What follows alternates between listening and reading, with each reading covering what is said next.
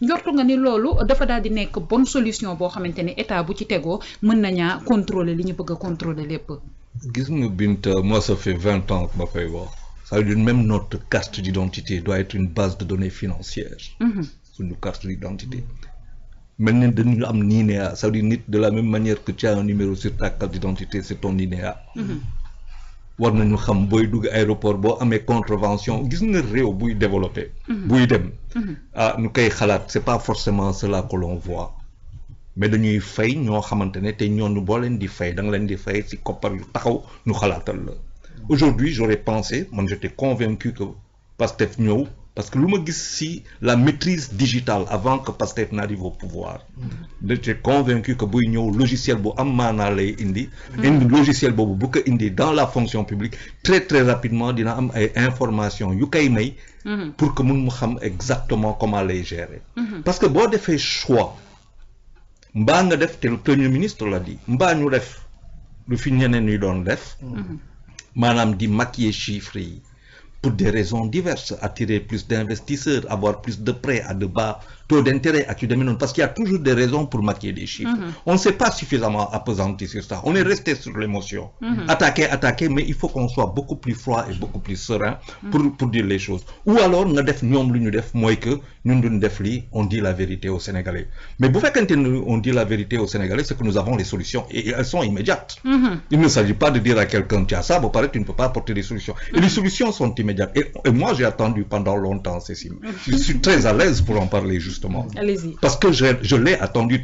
Ça, je l'ai attendu, ça fait 11 mois que je l'attends, ça fait 10 mois. Parce que nous avons suffisamment travaillé dessus. On a fait des papiers, on a dit un certain nombre de choses, même si aujourd'hui je ne peux pas le faire parce que je ne réponds pas à certains critères, mais parce que ça va exploser par ailleurs ma masse salariale. Je dis très bien, bon, on arrête les frais. Ça veut dire quoi? Ça veut dire on ne peut pas nous apprendre à faire les choses. Il faut beaucoup d'humilité.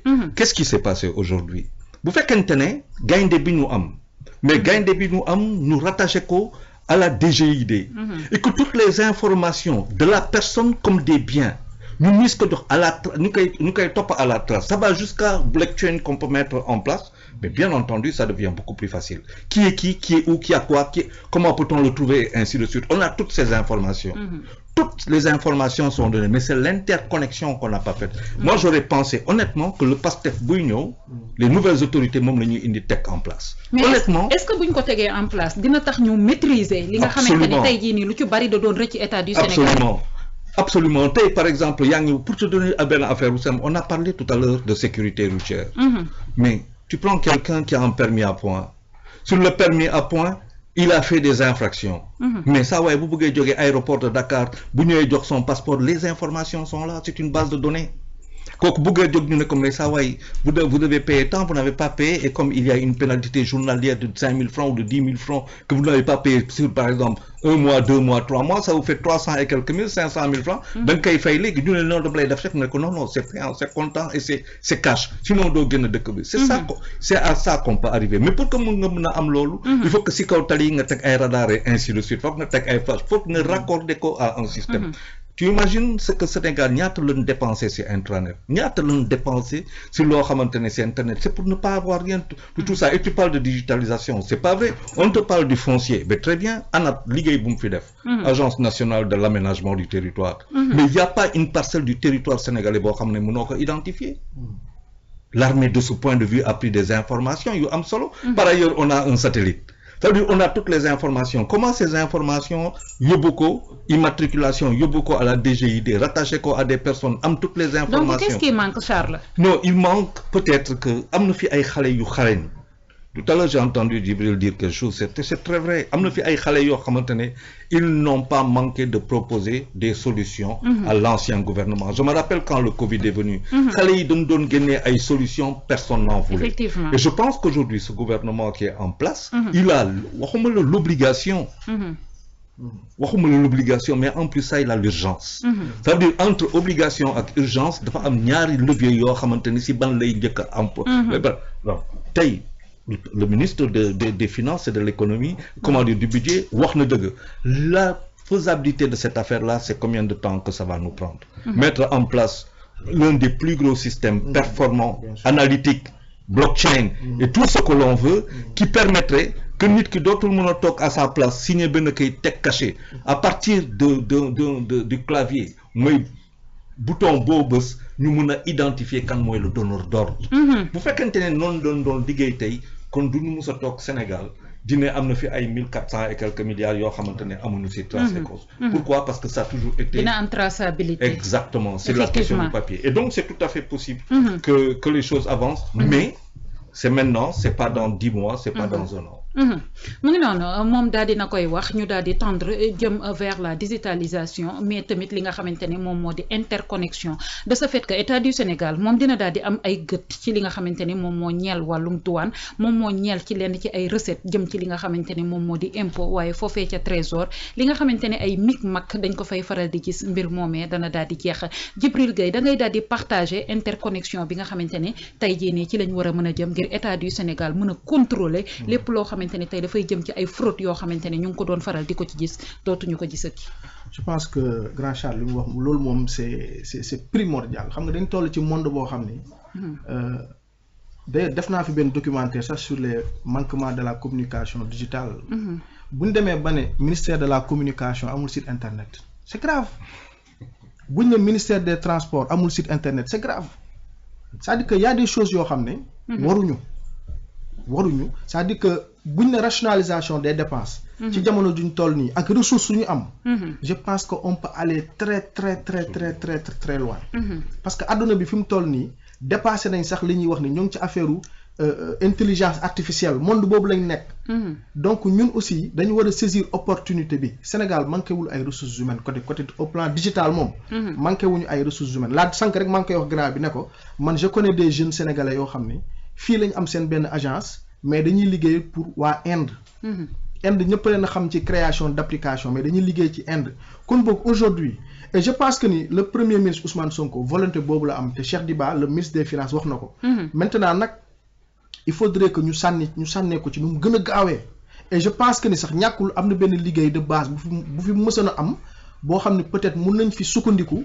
pour mën a dem parce que tey jii boo demee douane ñoom ñoo la gën a xam seen ay problème boo demee par exemple ci yeneen agence yi ñoom ñoo la gën a xam seen problème impôt maintenant avant état bi fi ne woon amul woon interconnecté ko parce que interconnexion boobu noonu tamit kuy def corruption du la arrangé mais aujourd'hui par exemple un policier kon su ma la déggee bu baax mën nga ni état bi fi nekkoon mën nañ ko mais dañu ko deful waaw mais bien sûr xam nga tey jii Ousmane Sonko nee na amatuñ njiit ñuy sàcc c'est bien maintenant loolu nag dafa war a matérialiser wu nag au plan matériel par exemple et que bu la jàppee ci mbedd bi tak contravention ñu scanner la doo sax wax ak policier bi lu yàgg salaamaaleykum maaleykum salaam caméra bi mooy détecter li nga xam ne yow infraction boobu nga def infraction bi ñu scanner ko nga fay état jot xaalis mais tey jii bu fekkee digitalisation boobu jóguñu ci ñu bëgg a wax tamit ci affaire rationalisation mais dina am benn partie bu am importance bu nganda boo xam ne c'est des milliards qui passent à côté te loolu aujourd'hui nag